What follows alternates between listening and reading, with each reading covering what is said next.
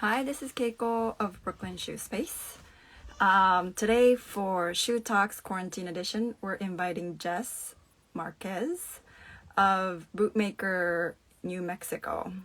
I found her on Instagram. Once I started looking for Western cowboy boot makers, a whole new world opened up, and there are so many makers. So it's exciting to see there's other girls or women makers. So I reached out and she said yes. So I'm really excited to see her. All right. Oh, yes, she's here.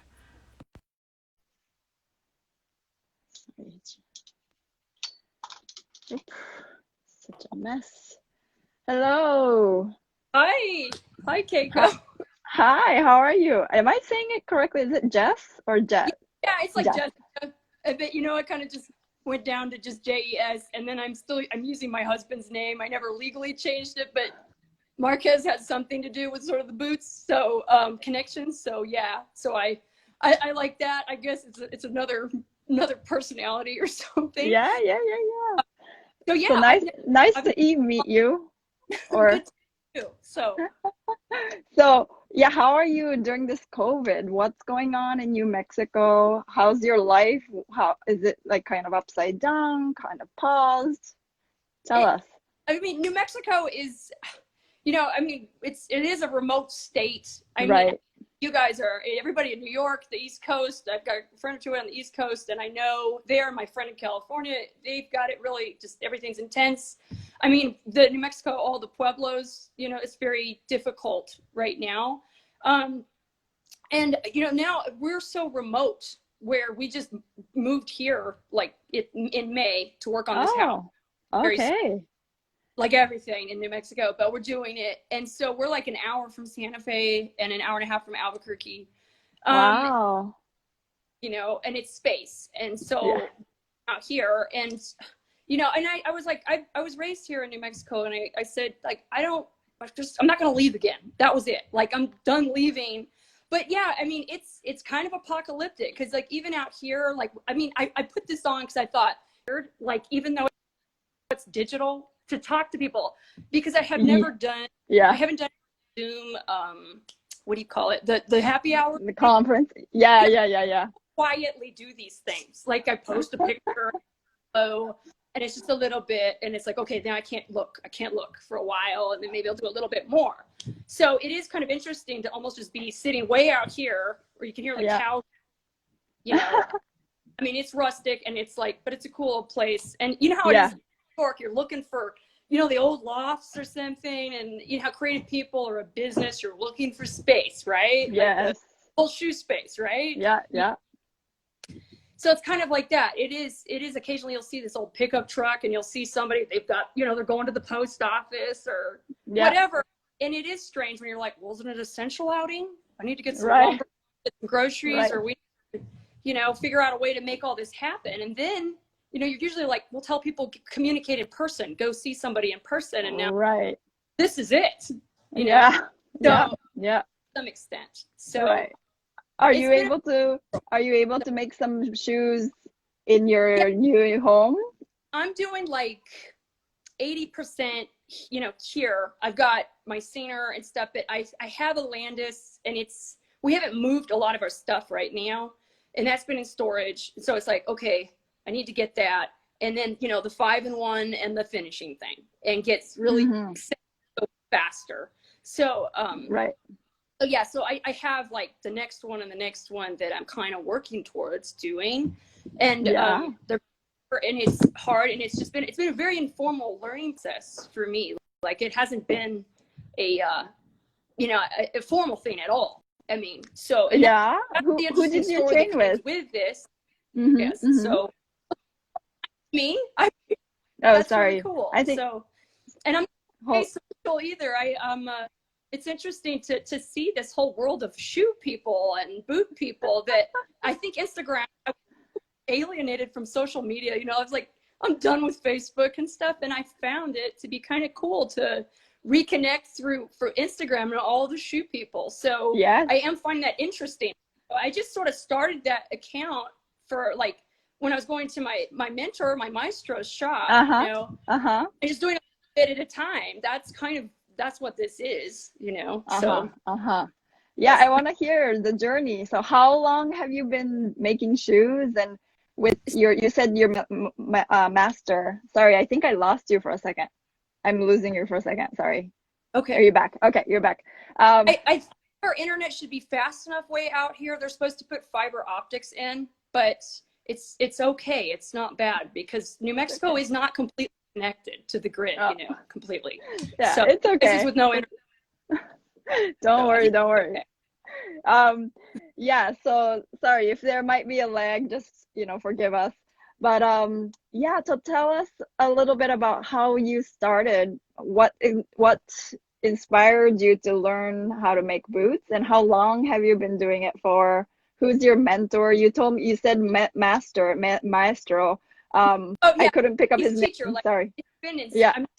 I'm not fluent in Spanish completely, like, but it's like a Mm-hmm. lot of the learning has been kind of Spanglish in English, Spanish combinations of things. So language, Wow. I like Wow. language. Yeah. Yeah. But his name is Roberto Roblo, Uh-huh. and once you can Robulero. say Okay. it's kind of like any language. You get, the ear for Spanish you do have out here. Like I don't have an ear for French. I can't even fake a French accent. But Spanish, okay, yeah, you mostly know everything. Even if you're a Caucasian, you should be able to mostly grasp it. I mean, Mm-hmm. I've been in New Mexico since I was 11. Mm-hmm. So, and I have left, that's interesting stories a couple of times. But I appreciate being here. And my mother-in-law loves shoes. Like, Mm-hmm. she's really cool. Like, wow. I've never been fashionable. Like New Mexico, I always joke about this. Like Santa Fe was never like, I mean, Brooklyn, New York, LA or something fashionable. But New Mexico is like, well, we had this chic, like Yeah, the fringe yeah. and the concho belts. And Yeah. look, and people, it's no matter what, it keeps going. No matter what century it is or what decade, Mm-hmm. there's still a Mm-hmm. variety of still like that Western outlaw look. Yeah. Yeah. So the boots is like the first time I've ever been anything fashionable because I Mm-hmm. just, hey, I used to wear like an orange fleece vest and those Croc sandals. I was wearing Croc sandals for like years. I loved Croc sandals, products, comfortable products. So my teacher, my mother-in-law, I had the little cowboy book, a little book on cowboy boots. Uh-huh. And there was a day, look, I just kind of went, I have to do that. Sometime when everything else in my life is in order, then I will try to find a way to learn how to do cowboy boots way in the future down the road. Uh-huh. And I told her that, and she goes, because she's always had shoes and she loves shoes, and he's a shoe repair guy and he does boots. He's very humble. He's a very cool person. Uh-huh. And she goes, you should go ask Mr. Robledo. And maybe I'll go ask one day. And then she goes, did you ask Mr. Robledo? And I'm like every weekend. So then one day, I mean, it is hard sometimes. I was so sick of pitching myself because I've done paper goods and design and this other LP and these children's books and things. And in my first book last year, I've been working on that. And so it was like, yeah, I went and asked him one day. My husband was with me and he goes, let's go in and ask. Like, no, I really don't want to ask. Okay.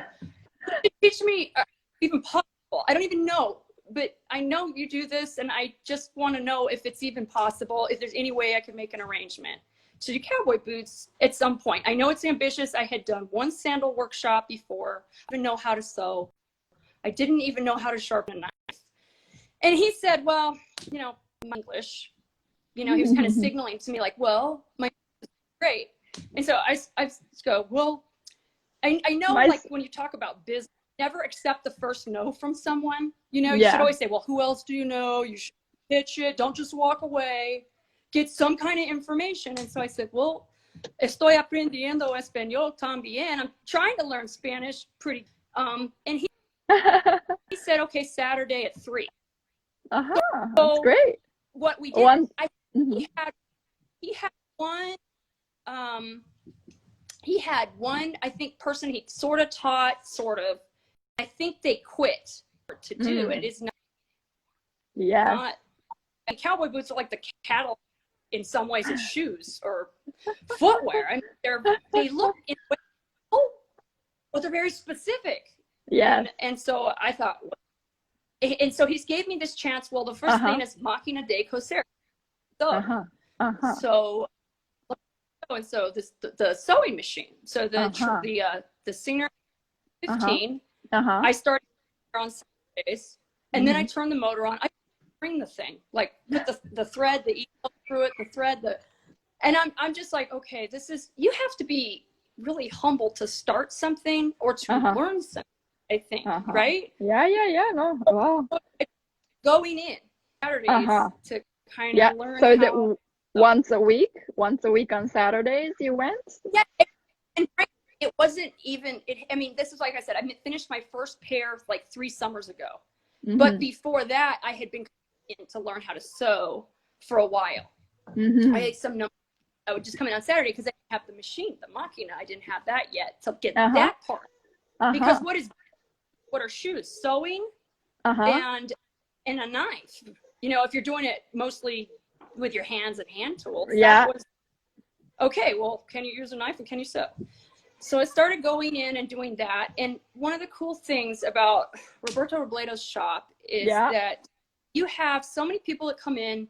It's Spanish speaking and English. It's you know, people that speak Spanish. It's sometimes, you know, just English. It's sometimes just Spanish. So there's a lot of conversations. And I guess if you talk about what this pandemic has kind of done right now, there's this era of how cool it was to be in the shop and have people coming in, and like this, you kind of just catch up a conversation. Right? And that's such a so yeah. I mean, I've given him I mean, this means so much to me, and it is a strange feeling too, because much cultural, you know, differences for me. I had no idea what a world I was kind of entering, because what I find, because I haven't met that many different boot people, or except just sort of finding people like you through Instagram. I haven't met those people, and there's like this Mexicano universe of making boots, and it's it's a little different. I mean, it's the same, but it is different than like the American boot makers, like this cowboy kind of of making cowboy.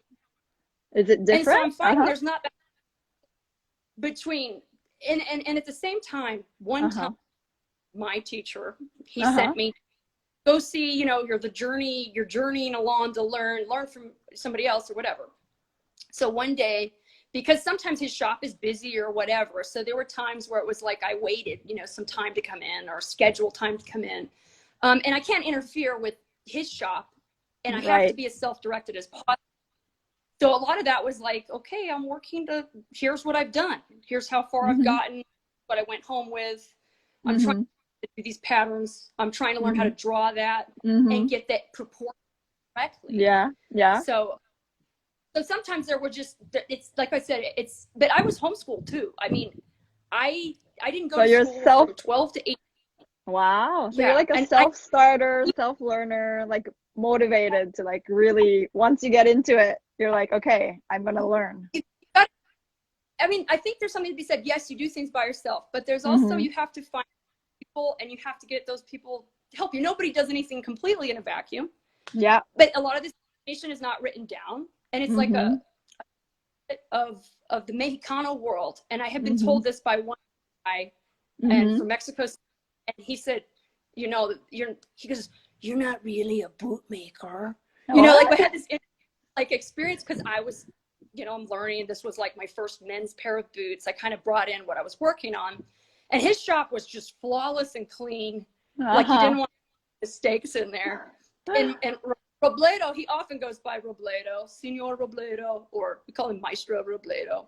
And you know, his shop is more like, he has a way of how he, you know, it's like he's dancing in there. His stuff, where the lasts are, where the leathers. It's like organized chaos. almost. Or chaos for him. Like you would never For want to come him. in there and say, let me organize this because No, you don't want to move anything because he knows everything where it, yeah. some part goes, like my husband and I, like Right. I joke, we say we're both organized people and we moved something and didn't tell the Yeah. other where we Right. put it. But there is Yeah. an organized chaos to how it works. But Do you yeah, feel... and so the one, Mhm. go ahead. I was the wondering... one thing I was Yeah, tell me. Sorry. okay.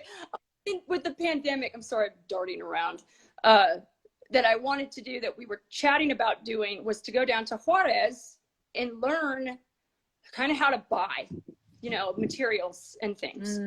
And so right when we had chatted about it in February, March, and then the pandemic kind of like woke everything up. And so I haven't done that yet. It's not like you can find a lot of like maps to go, okay, well, here's where you go. And here's, right. you know, Right now, like, especially. Yeah, right now, especially, it's a little hard to move around, I think.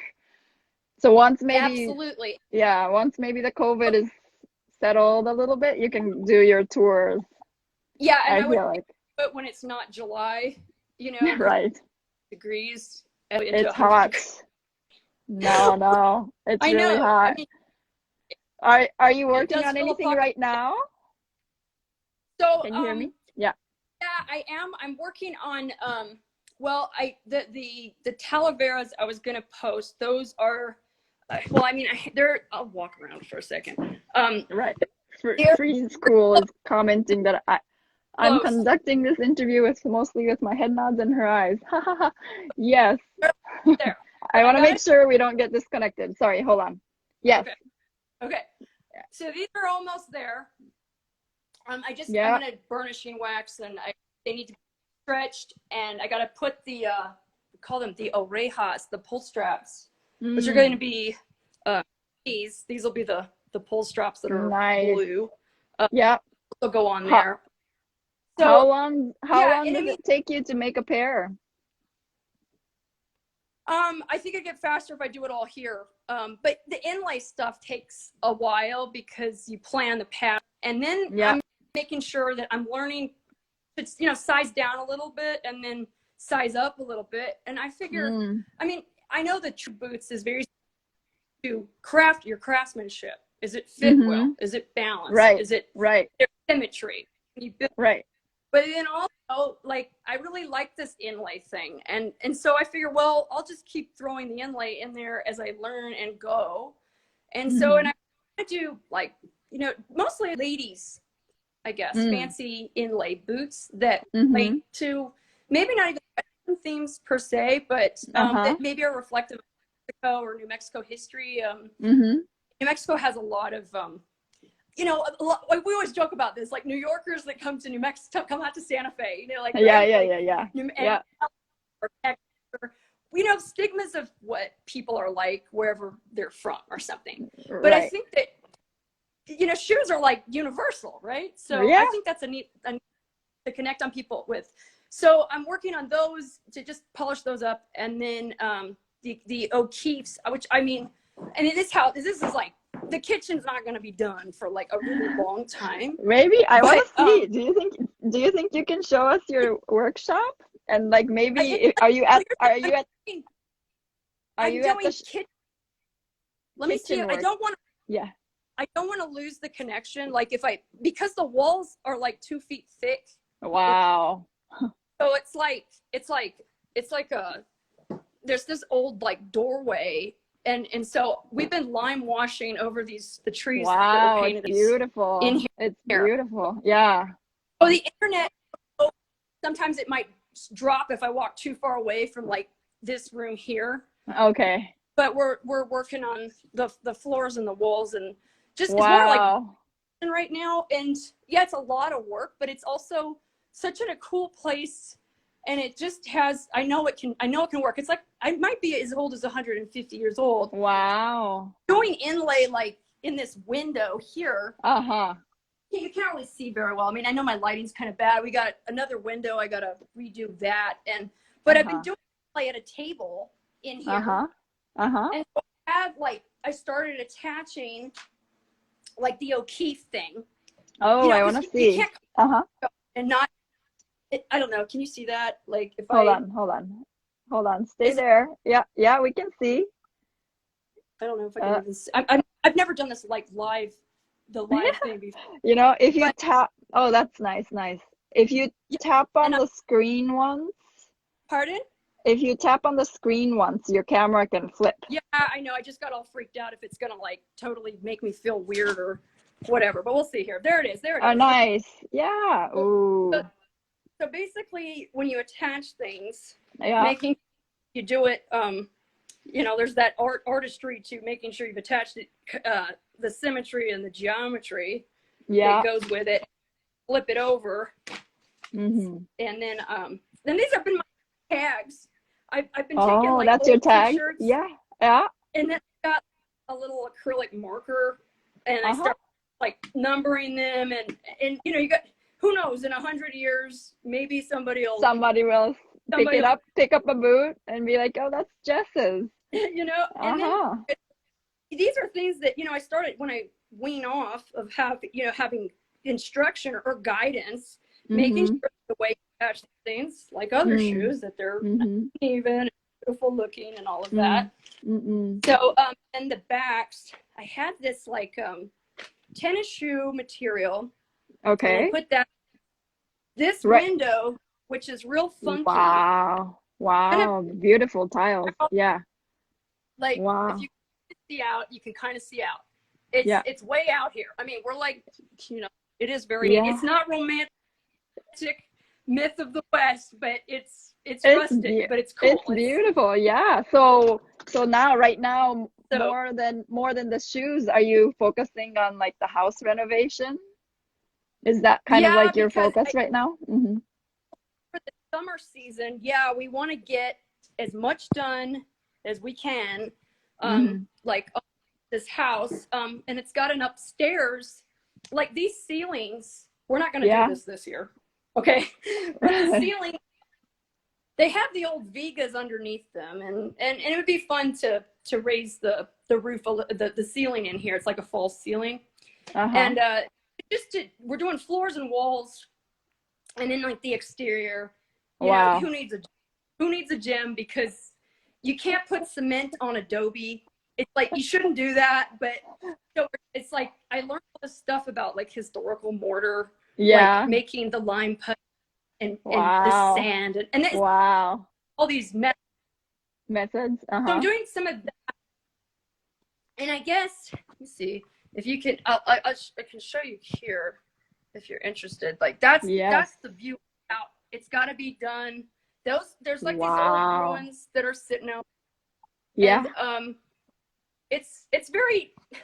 I think one of the things about, you know, growing up in New Mexico too is like a lot of people come to Santa Fe and it's like get this like hacienda house, you know, like in Santa Yeah. Fe, like new. Yeah. Yeah. And it's like it's kind of cool to find something, you know, it's got some history, it's got some story Yeah. to it, and Yeah. that's a Do you you Is know, there like and a you can, historical society where you can like find who lived there? Is there somebody like story? Do we you know? have a lot of history of this house because yeah, because I mean it's a village of like 250 people, and Mm-hmm. they, Mm-hmm. you know, yeah, I remember I went to school with the kids in the 60s in this house, Wow. Wow. and but then even farther back, we've traced this house back to like somewhere in the 1880s or something. Like my husband's always done like historic photography. That was his thing, like always in Santa Fe for a long time, like daguerreotypes and Yeah. historical. We love that stuff. I mean, that's stories. And even in the pandemic, that's kind of what people are like, well, wait a minute, this has happened in history before. It's just that now history is happening to us, that we're Yeah. living through a moment in time that is Yeah. unprecedented. It's like World War II that's Yeah. affecting the planet globally. Yeah. Do you feel like you have now you feel comfortable, not comfortable, what's the right word? You have the time to spend on the house. Are you like you have the time to kind of be creative with the boots? I Like, do think that, you feel like you're like using the time wisely with the COVID? you know what, and that's the thing. Like, I think for me, like I've managed my time. Like, Yeah, yeah, you're good. and You're good at that. and I think that's goes something into like when we talk about education too, is like, well, what is your motive on doing this? Well, I want to renovate this. I want to get better at the boots. I want to learn.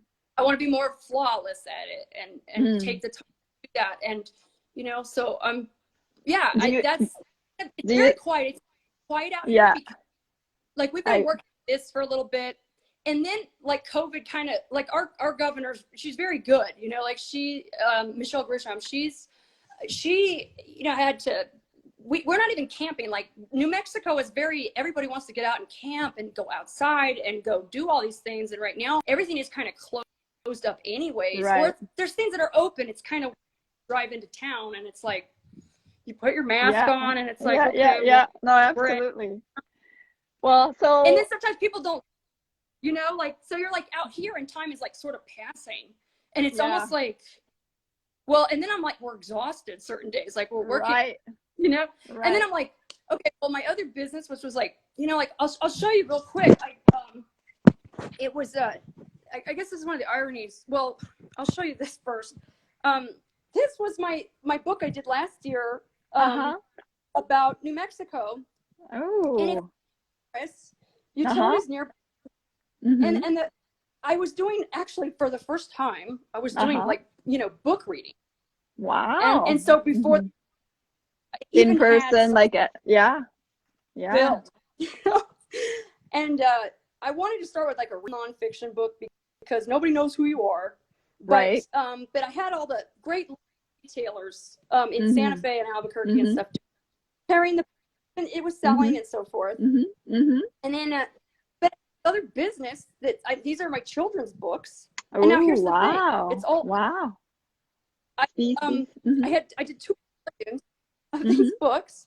The other part of my life was really working with all these animal stuff. So I did these children's activity books. And it's a little weird because I know I'm using leather now, in this world of bootmaking. I mean, I try to get all esoteric at it or something, but for a long time I photographed all these different animals at animal places and there's stories about them. And then I did this station, and so I think it's kind of like publishing. Go ahead. I was wondering if those sort of is. Sorry. No, go ahead. Sorry. Do your animals and the work that you do with your publishing also inspire your boot? Like I see your designs on the I think the boot on the book. I think like the boots are kind of the books and boots are sort of a limited template. I mean, a shoe has to fit on a foot, a boot fits on a foot, a book, the publishing industry has its standards. Like well, I'm going to make it this many pages and I'll use whatever dimensions for it, right? You need to keep it within the standard of what publishing is. The parameters. And I think in bootmaking kind of has a similarity to publishing where it's called an invisible art when you format a book, right? So if you drop caps, how do the chapters appear in the book? These are things people, where are the numbers? Are they on the bottom or the top? Where's the name? Right. Some of that I'm probably bringing into the world of doing the inlay, doing the bootmaking, lino cut, that kind of thing. So, and the boots also, it's like haiku poetry. It's confined, but it's infinitely polished. Oh, absolutely. So that's why I kind of like for that reason, and I like books for that reason. Storytelling quality, both. One is video, and one is the words. I'm not using words. I just keep rotating back again. Yes, the retail stuff has slowed down right now. I mean, granted, and yes, I need to get back online and start, let's do some more promotion. But, and then just go, okay, I'm going to make it eventually. Okay. Right. So what's the favorite part of your boot making? Do you feel like it's boot top making with your inlays? When it seems like it's going smoothly, that's when it feels, I guess, exciting then, but I do like putting the puzzle pieces together of, the word in Spanish is rebajar. If you when you give, Mm-hmm. is that right? Sky. Give. I use it in English, but it's like rebajar. So Okay. when Skiving, yeah. like Yeah. Yeah. you know, so I love doing that, but I also like that I've finally gotten some more finesse with certain aspects. Like when I'm welting, like, you know, that takes some serious hand work to just like tighten it, and you do this on dress shoes too, right? Yeah. So some of those little details that you don't see necessarily when the boot is done, how much time you spent kind of going on that, but I feel like certain parts are getting easier, and so it's like, wow, I'm kind of doing this, and that feels good. And when I start attaching stuff and feeling more confident that I'm getting it, stitching with more grace or finesse, that feels kind of cool. And it's kind of neat to include all the colors, you know. Yes, I love your colors. Yeah, yeah, it's different. I think, and I think about this with like women and shoes too. Like how many women in the world, you know, especially wandering around New York or something, where you wear shoes. They may have the most comfortable shoes, but man, they look good, right? Yeah. I want to make a comfortable boot that fits right. I have those parameters of fit and looking at the measurements and making sure all of those elements get better, but they're only going to get better if I just keep doing it. So I'm just going to keep doing it. Yeah, awesome. Do you still wear your first pair of shoes? Do I remember do you still wear them? I have I have the fourth pair I made, and those were like the Dia de los Perros. I call them like the Day of the Dead with all the dogs on them. That pair is the pair I've worn out. That's the one fancy pair I have left right now, that I haven't sold, and I need one fancy pair to wear. Yeah, so absolutely. when I go, well, I'm gonna go back down to and reclaim it or something. In case I ever go out again, you know, maybe I should be wearing, you know, that's super fashionable, but those boots, and there is something kind of fun, because I think sometimes, you know, like, you know, I think you're a young person, you're going, I got to go pitch myself, and hey, do you have can I volunteer? Can I intern? Can I learn? You're looking for opportunities or something on these boots, and you go out, and there's just something kind of really cool about, I don't have to say anything. I'll just wear these boots, and it has a statement. Yeah, it almost has a statement, right? You're like, your boots speak for you. But it's like what was fashion in the first place? You know, like certain aspects of fashion that they're not, you know, in a pandemic, are fancy required to survive? No, not particularly, but it'll make you happy. But there is there's a sense of purpose, and it's something that is especially and I'm sure that other makers are experiencing this, where they realize that it's something great about doing something away from, you know, the connected world like this, the technological world, and there's such a special knowledge that needs to be preserved. And other makers that are coming up, and other young women boot makers, and other young boot makers just in general that are taking the time to learn the craft. I say this to Robledo, like that it's a special biblioteca. It is a library of knowledge, but that I hope that I will be as respectful as I can, as has been imparted to me, and as I will share that information as I grow. And then eventually it is something that you need to pass on to somebody else, I think. And so I feel so thankful to have had this chance to share what I can do. And I think as we kind of went along, because he never was like, well, you have to start with the simplest thing. What happened was I bought some leather, and I started working on counters, you know, or certain parts of the boot, and I started itching very and I started assembling the pattern, because before that I had already drawn what I wanted to make on my first pair, and he just was like blown away. He said, wow, that it was just so incredible that he had known people in Mexico that was nice work, and it was just so cool. Sometimes they're like, wow, thank you for noticing, and he's like, well, she makes boots, and I'm like, yeah, but I could never do this if you hadn't shared this much of your life with me. Right, right. Is he nearby? How far away is he? So Like, he's in Albuquerque, which is like and an hour away? it's an hour and a half. Okay, so Hour. we moved. We're in Villanueva, so Okay. you don't know what that is probably, but it's close to a great state park that's closed Uh-huh. right now. So But back when you were learning, you were in Albuquerque. yeah, I mean, Yeah. the funny thing, I mean, Chris and I, we were friends way before we got married too. Mm-hmm. But we were like in Santa Fe for the longest time. I mean, both of us used to work downtown, and you know, Mm-hmm. it was, so there were some good years doing Mm-hmm. that. And then we did Albuquerque, and I kind of, we lived, the funny thing is we lived off the grid. So back Uh-huh. to this book, and this kind of is the reminder, this book is kind of leading up to this leaving Santa Fe, going to Albuquerque, because we rented this house off the grid.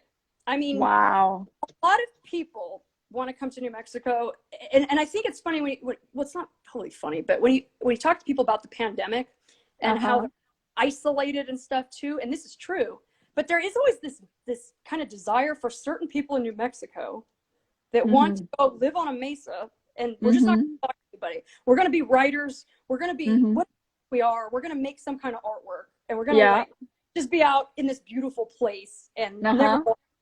So there is that culture, and I get it. And I thought that I wanted to live off the grid. Yeah. So we found this rental house, like in Santa Fe, and we moved. And that was a couple years ago, and it just was.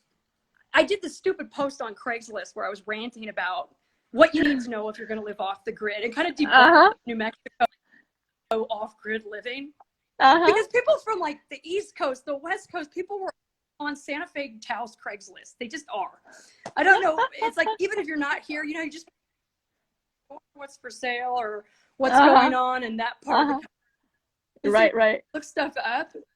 And so I posted this rant for a couple of years about what to look for, because I know like New York is expensive, but like Santa Fe, like the land in Santa Fe, I think it's gone up. The rent has gone up significantly in comparison to what conditions you can hold in a secure quote, well, with a job or whatever. And did your husband find you on Craigslist? Is that where the story is going? No. Okay. That was even longer. Okay. That was a longer story. No, I mean, we were friends, like, I think we've been friends for like 12 years or something. And then there was this time, I mean, I don't even know how many topics I need to, like, maybe I put too many topics. No, it's okay. You know? It's okay. I'm gonna bring you back into boots, because I want to hear more about your boots. Yeah. Have you made boots for your husband? I did. Yeah. They're so not the most beautiful boots on earth. They are the simple. Was it your second pair, third pair?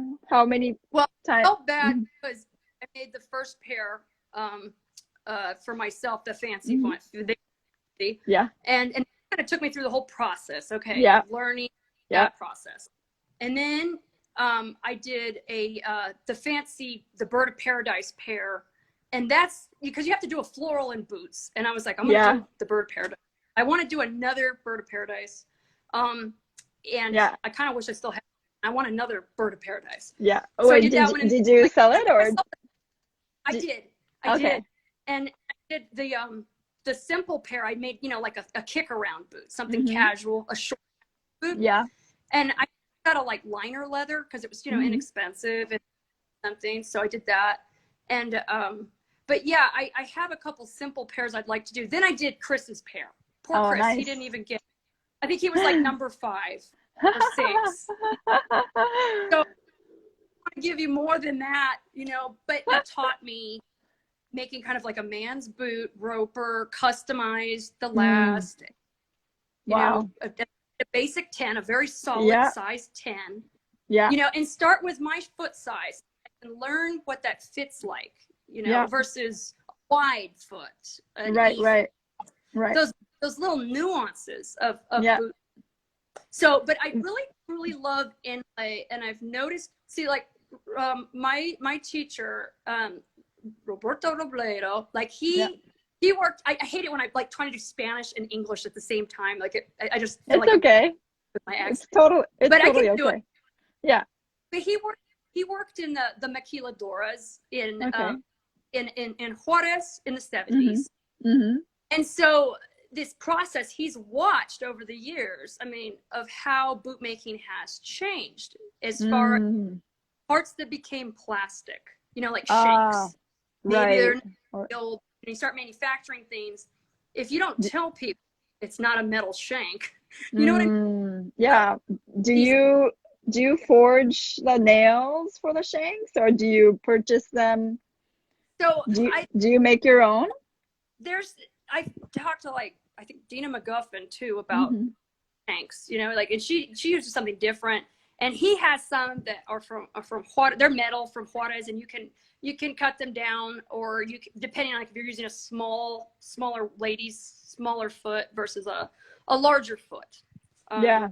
So yeah, I mean, he has like a pair that I bought from him, you know, and I know there's other companies you can buy them from, but I also, yes, you can, you know, some people do use like nails. Or and he always says this to me. He taught me to be resourceful because he always says, invento mexicano. Like, if you got to figure out a way to do something, then figure out a way to do it. And it's like, don't let like, well, I don't have that right tool today. Right. You know? Well, right. And it seems like a lot of people will make, you know, their own tools. Like there's certain tools.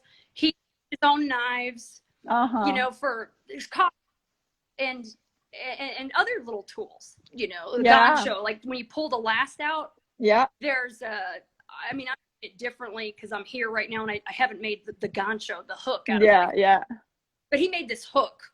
And I know, you know, different people have their methods. Yeah. So it's interesting. It's like, well, I just made that. And I'm like, you know, that's so great. It's great to see when people can just like figure out a way to be resourceful of how to achieve something. But it isn't like, go ahead. How about you? Yeah. Have you made any tools? What about the tools? Do you have any favorite tools? Are they? I like the... You know, I looked over your questions and I was thinking, gosh, you know, well, what would be, you know, there's like, I guess some answers seem like absolutely important, but you know, the self-healing mats, the cutting mats with all the measurements on them. Yeah. I find that to be such a useful thing to have on hand as I start kind of, you know, learning how to size down, size up. And then I think it's the number 2, like an X-Acto knife, the little blade. Because you can kind of just draw with it. And so I think that's kind of how you do the inlay. And what's interesting about the inlay is that in the world of, if you say Mexicano boots and in factory made boots, there's this renaissance in embroidery work. It seems like I mean, maybe I'm wrong, but I've been looking at, you know, you'll see fancy embroidered work, and it's beautiful. It is really beautiful. Yeah. But computerized, and it's interesting to see this world of boot that has become what do you say, automated, sort of. Post inlay is really like, that's slow. I'm not saying I probably couldn't like program a computer and laser cut it or something, but it's not the same. Yeah, computers. It's not the same. When it's completely by hand, and I try to work on stuff when I feel like I'm going to do this today.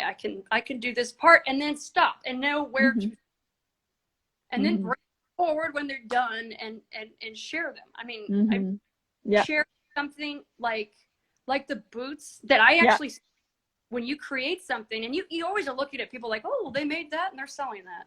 And you're like, wow. Yeah. When you do it, it's like, for the O'Keefe pair that you're working on right now, is that for a client or is it for yourself? No, that one's gonna go out the door. There's 4 pairs. Well, there's 4 pairs. They're sold. I will say that they are sold. And that honestly helps me just like, wow, I can keep going and keep doing it. Yeah, definitely. And the design, did you come up with it, or is it like a collaboration with your client? Does the client tell you kind of like a hint of what she would like, she or he would like? Or do you Most have of the my, free reins? Sorry. most of them are my free range ideas. And so my Oh, goal, mhm. I mean, my goal is to make 100 fancy, once, who knows what happens after 100. I'm not at 100 yet. Yeah. But I would like to make, people are like, make a measurable goal. And I would like to do 100 fancy cowboy inlay boots, mostly ladies. I Yeah. have a list. I wrote up a list at one time of the boots I'll make. And then we bought a chunk of leather.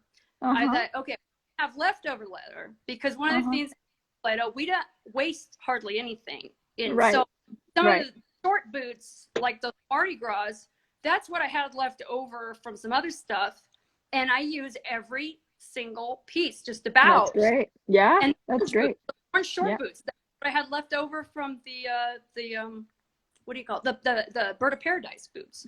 So just really all that I have available to create another pair. But yes, I have, there's one boot that's going to be coming up. I have a pattern for it. It's fancy. It was a lot of drawing.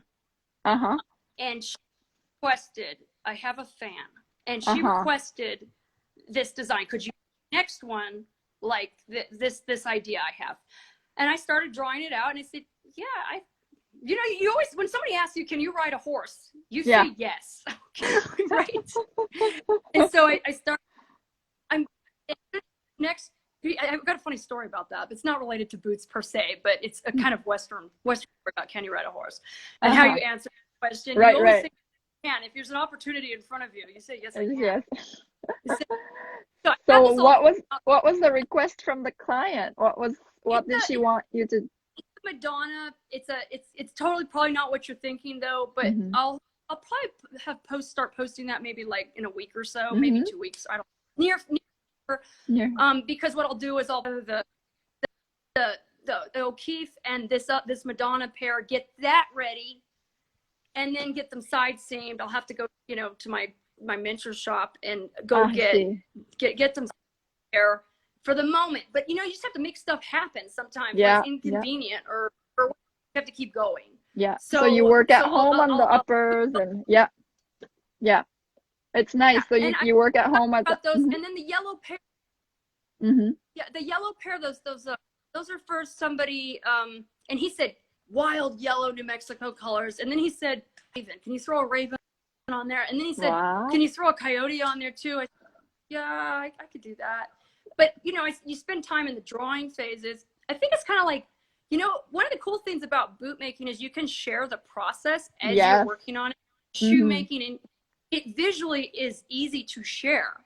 But when you like manuscripts, you're halfway through a manuscript, nobody, you can't share it. You're like, well, I'm halfway through my manuscript, and I don't have to show you that I can even prove, look, I'm at this many words on my manuscript or something. Nobody cares. It's like, well, if you read it, it sounds good at the end, but you don't get to share the process of doing it. So I think what's cool about the boots is you kind of work solo. Shoes, you work sometimes solo, and then but at the end of it, it's collaborative. Share it with, and then you can talk to people about, well, what are their personalities? Because what are cowboy boots? They really say something about an individual. And so I like to think that the next ones I'll do, that they will appeal to somebody. And sometimes, like the Mardi Gras, that's not really my style exactly. What my favorite boot, but I know they're perfect for somebody else. And so I still enjoy making it. Is wow, I've never been this blingy in my life. I've never shared something in wild fashion, at all. So I find that to be unique in the world of shoes and boot making. Because as they say, the shoes make the outfit. And the cowboy boots, what's great is that you can wear it out or you can wear it hidden, So that boot top is like, it can be as elaborate as you want. It's kind of like a private thing. I found it interesting when I wore that first pair I made out, and I wore it to the Piñata show. Albuquerque. It was such a cool, it was like the perfect thing to wear your boots out to. And at the Hispanic Cultural Museum in Albuquerque. like people like look, because there's summer, you're wearing a skirt and you're wearing these boots, and people look at it, interesting conversations. It's like I'm a dog person. I love to talk to people about dogs. But the interesting thing is the boots open up these great conversations with people that you might, well, before the pandemic, that you might end up talking to and had this great conversation with. But then also I've noticed, like, I would want to wear them, like, you don't get as much attention if you're wearing something more simple and you go out. Right, right. You're like, notice this or don't. I'm just going to wear the black hoodie or the look or something low key that nobody notices. Or in New York, you can get away. I always thought kind of fun in New York was walking the streets of New York. You never have to be like noticed. Like no one is going to notice wave. Not necessarily. Sometimes they will, but you're not going to be, in a smaller place. You walk around wearing something really fancy. It's a different experience than if you're in a epicenter of a city walking around wearing something, I guess. But when it's a special, I think if you come to New York wearing your boots, I think people will stop you on the street asking you, where did you get your shoes? and I think it happens. I mean, it happened for me. It happens for a lot of shoemakers. I feel like that's gonna happen if you visit. What would you? Ooh, hold on. I'm like looking at my notes a little bit. Do you think going back. So which style or which boot is your favorite so far that you've made? The bird of paradise. Favorite so far. And because it's a simple floral in a way, but it's also different. It's it's like, that's not the kind of flower any cowboy or cowgirl would have contact with, and if you're thinking of regionally making boots, like the yellow rose of Texas or certain something that's totally not Western, but it's, so I kind of like that. I liked the green. I liked that British raising green, and I liked the orange in that. And so I'd like to do something else with that, but it is kind of neat to see something that you have an idea for and then actually see it slowly come to life. That's a very neat thing about shoes. And no matter what, shoe still goes on the foot. We're not going to be able to make an app for it.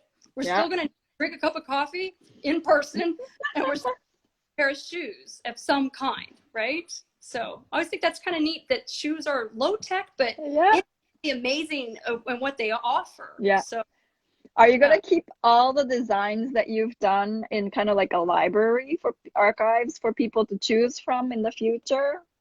I kind of see, just, I guess in a weird way, sort of a library. I want to make like a catalog, I guess, of these boots. And I number each one, because, in the art world, we talked about this in historic photography, when you have a series or numbered prints or, the provenance of a symbol, your work, and number it, and what that matters as far as collectability. And I think that's kind of cool about boots. I just kind of obsessively compulsively, I'm like, this is whatever number, and I put it down and go, I'm one closer to 100, and I don't know, it just sounds like something that eventually I could achieve, I think, if I just keep with it, and keep with it. Got the list of it's, if you had like unlimited resources available and the time in the world, what kind of boots would you make? Oh, sorry. If you had all the time in the world, all the resources available to you, what kind of boots would you make, and for who? Okay, so I thought of two. I'd like to make my husband another pair at some point, but that'll come later. There's a kind of boot, and Robledo has one of this last in the shop window. It is it's a tribal Mexicano boot. I don't know if you've seen the guys that tribal music, and they wear like the boot, the jeans over the boots, and then they these boots that go way out, like 2 feet or 3 feet out.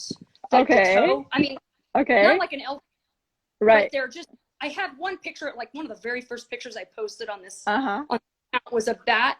I thought, yes, it is decorative, but you can always wear anything in New York or certain cities, I guess. And I mean, are they very practical? Not necessarily, but who said old? Well, but I think that would be really cool to build a pair of boots all the time in the world, just to sit and build a tribal fancy pair of boots. And then I would like to do an over the knee stiletto at some point. Oh, over the knee. So like thigh high boots, stiletto. Yeah, I mean, I'm not even saying I would even necessarily wear something like that, but I just feel like I want to make that. I just want to say that I made that something over the top, like over the knee, tall stiletto heel. I've owned one pair of high heels in my life, other than like cowboy boots, if you want to call those high heels. Those high heels, but I mean, and I wore like a wedding, I had them for like 10 years or something, and I was like, well, if I ever have to wear high heels again, there's that one pair. One. Yeah. So okay. But so you might fashion in a way that I think I almost poo-pooed fashion at a certain. I was like, well, I wear practical hiking clothes. That's what we wear here in like northern New Mexico. We're out hiking the dogs. I'm practical. I don't need to do that New York thing. And now I'm kind of like, this boot thing's kind of cool. I'm sort of a hypocrite. No, the boots, it's great. It's a statement. And you can wear it, goes with anything that you wear, I think. Yeah. Right? Because you know how I'll tell you, well, blue jeans are always in, black jeans, a black t-shirt. You have to have the classic white t-shirt, because you hear all these people talking about minimalist wardrobes. Like, what does that mean? When everybody documents their whole life going, well, I have these gray t-shirts. And I feel really cool that you could actually just wear the simplest clothes, but when you throw on some boots like that, it's a really neat. You strut across a wood floor. You do feel kind of. Don't. Yeah, it feels good. Yeah, and it sounds good. Yeah, it sounds good too, right? The heels make such a good sound. Yeah, and you got those little heel plates, the little toe plates, or all these little details that kind of go with boots that are an expression. And let's get real, cowboy boots, the tall riding heel boots with a point. I mean, they look great, but they were never really designed to be a walking shoe that you would wear, on a tour of Europe or something. The kind of this designed to go in a stirrup on a horse that was the point, not that it was supposed to be strut around in a whole lot, but it is interesting to see about, okay, well, how do I make the pointy boot really work? The super muy picudo pointy boot, because that's what I told teacher. I said, well, I want to make muy picudo pointy boots. So I am so thankful to him, because he's like, he's not online really, like everybody else is like, he doesn't have his account, and I've done like a little bit here and there, and sometimes it works if I've been there. Can I take a picture? Or do you want to share something? And I'll do that. And some days it's not. Sometimes it's just, I saw him and we chatted, but I didn't take any pictures. Right. But I'm like, wow, thank you for giving me this opportunity to try to get this far. I mean, because otherwise, I mean, that's not the kind of thing you can teach yourself on YouTube that easily. It's hard. It's very hard. And, there is Lisa Sorrell, she has a lot of YouTube videos for each pointers. Yes. There's actually only like a minute left. So I want to ask you where you want to be in 3 to 5 years. Where do you want to keep on making shoes? Do you feel like you're going to be writing books as well as boots? What would you be doing? I have one manuscript I want to get out called Unschooling You're Weird, how homeschooling changed a 90s kid, shaped a 90s kid, and the future of self-directed learning, especially because we're talking about apprentices. We're talking about how to do online education in the fall. Everybody's like thinking about this with their children. What is education today? Should universities open? I'm thinking about that. That one's cool. Yeah. I'd like to make this house really awesome in 3 to 5 years as a property. I would like to be really far along with these inlay boots on my way to 100, however far into that I can get in the next 3 to 5 years. I think that'd be fantastic. That would be amazing. Yeah, I look forward to seeing what you create. Yeah. Thank you. I really enjoy kind of connecting. Like, it's very cool to see what's going on over there. And now that I've done my talk, I want to go back. I started watching a few of the others.